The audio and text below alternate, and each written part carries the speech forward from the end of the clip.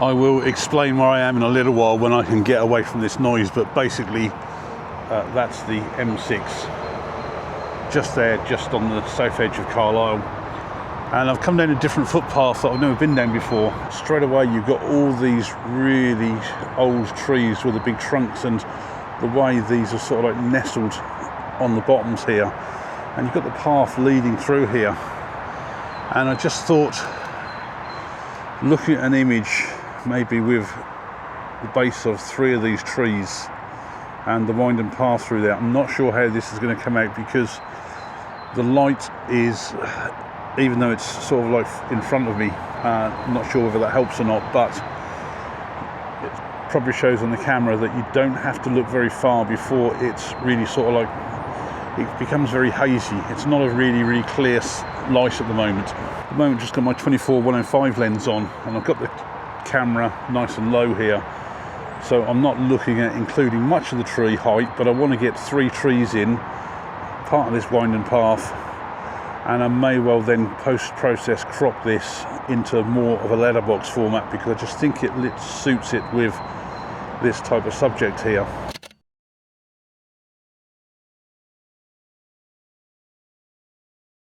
Today I've come to a place, it's right next to junction 42 on the M6. You can see, got the motorway running just literally behind me here. You can probably see the bridge over there. That's the River Petteril. The River Petteril runs all the way up, all the way through Carlisle, and joins the River Eden just north of the city centre. I look at this view every time I go to work, as I just drive down the M6 there, and always look across at the river here, and been wanting to come here again for a long time. I've been here once quite a few years ago, so I'm just really sort of trying to make the most of what's about. Haven't walked very far so far. It's supposed to be a woodland all up this side. How much you can actually walk through the woods, I'm unsure, but at the same time I want to come back along the river. I've just come across all these flowers, and just to show how quick the sunlight is moving, this particular flower that I've got there in shot on the camera was actually fully in sunlight probably 5-10 minutes ago, so you can see how quickly the earth is rotating.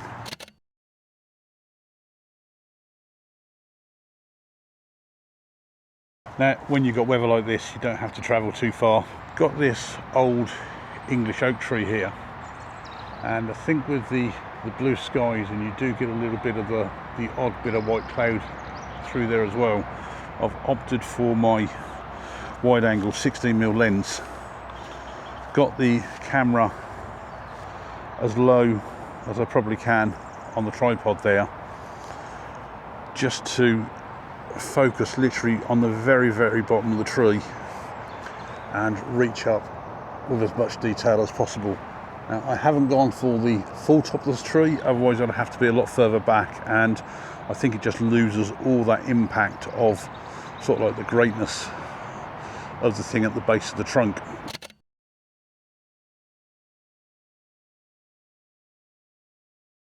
Just been following the river around here, and which is really nice, and I come across this tree which has clearly been down for a while, and with the bend in the river here, just liked using the fallen tree and sort of like the mound of what was the flat grass to frame the bottom of this. Don't want too much of a wide angle lens, because I just think the sky will just sort of like get lost in this, so I've literally concentrated on a fairly sort of low level shot of keeping this bottom frame in, with going round to the bank on the other side there.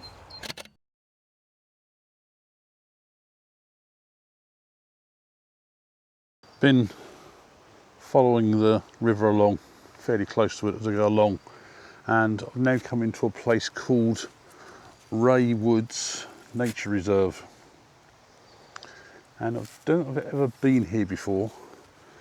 I have, in actual fact, got out the big lens because there was a patch a little bit further back there where there was quite a bit of bird life about, and Didn't really manage to catch much, but hoping that with lens in hand this time that I've got a better chance of picking up one or two more images. But at the same time I'm looking along of seeing the other options for taking images as well.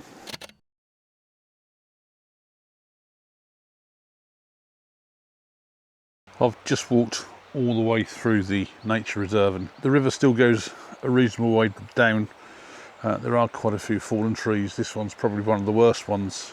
Walking through the nature reserve there, I've had my large lens on all the way through, and I don't think there was one photo opportunity to capture.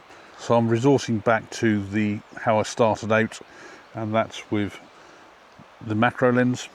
And I've come across these white flowers, which I've seen quite a few of these all round.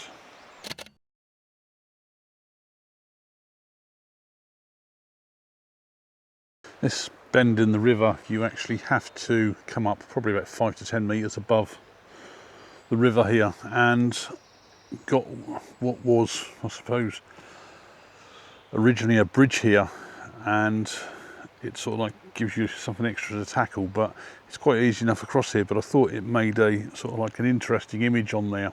The whole purpose of this was to go with wide angle. I've not got the camera too low. I wanted to capture what was this step here in the very bottom, sort of give you that sort of foreground interest.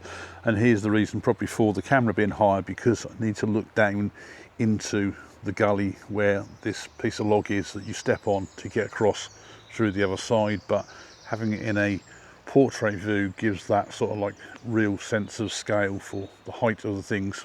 I've just had the first people I've seen around here come through here as well, so I have actually managed to snap off one or two images of them with their dog as well coming through here. So it'd be interesting to see what you think, which one you prefer. Do you prefer it all open and empty, or do you prefer it with some form of human content in there?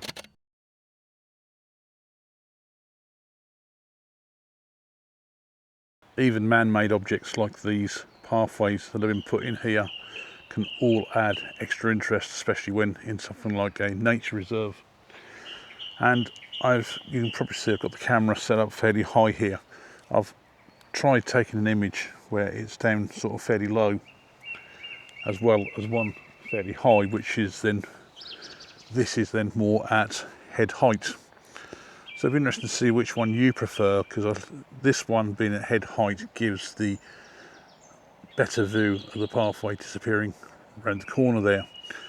The lower one makes the tree on the left here look a lot bigger, a lot thicker, and even though the pathway is still showing around the corner there, it's not quite as visible as the one at the top.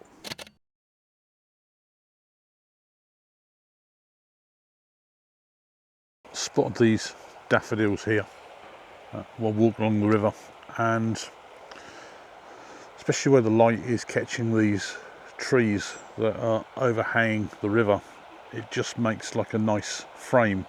I did think about this tree on the right hand side, but I've actually took that out of the image. I've zoomed in a little bit so that I can literally just go below the daffodils, and I think I've just got that log that's coming out of the side of the bank there included as well, and obviously the trees. When you look at this height, head height, you can see all the reflections there, which are all beyond where the daffodil is. But by bringing the camera right down low, all those reflections get pulled.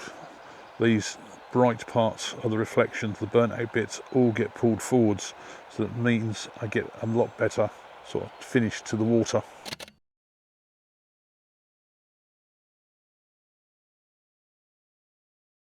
I've just come back along the river now and gone under the M6 to this next sort of footbridge. Down that end is where the original picnic site was at junction 42, which I'm hoping they're going to reopen again. And this bridge here was the original road that came off of junction 42 to go along around the south of Carlisle. This is all being replaced by what they call the Southern Link Road, which is right up the top there, and by the looks of it they have a road coming down here, so I'm hoping they're going to bring that down to come back here to use the picnic site again. The footpath that's under here is all blocked off up there, so I can't go any further up that way to see what's actually been done. Probably should have brought the drone today. I could have gone up in various places to actually get 1 or 2 videos and images. What have I got from today's trip? Wreay Woods is something I've looked at on a map for quite some time, wanting to get to. I've used a whole array of lenses again, so I've used my wide angle 16mm several times. Did get the 24-105 out once or twice. 1 or 2 macro images with the 100mm macro, and hopefully until I really get to look on the computer, I've got maybe 1 or 2 images with the large 600mm lens. I came here not really knowing what sort of subject matter I was going to photograph and what really appealed to me. Even though I've gone through Wreay Woods, it's primarily been more of a river walk, which has been really nice for a change. The wooded walk really was on a fixed pathway, and to be honest, the whole of today's walk has really been down one way and then back another, so it's not been a circular walk, which is what I really enjoy the most. It's certainly been nice to come back and see places that I've not seen for quite some time, and I'll certainly be coming back here again. Thanks a lot for watching.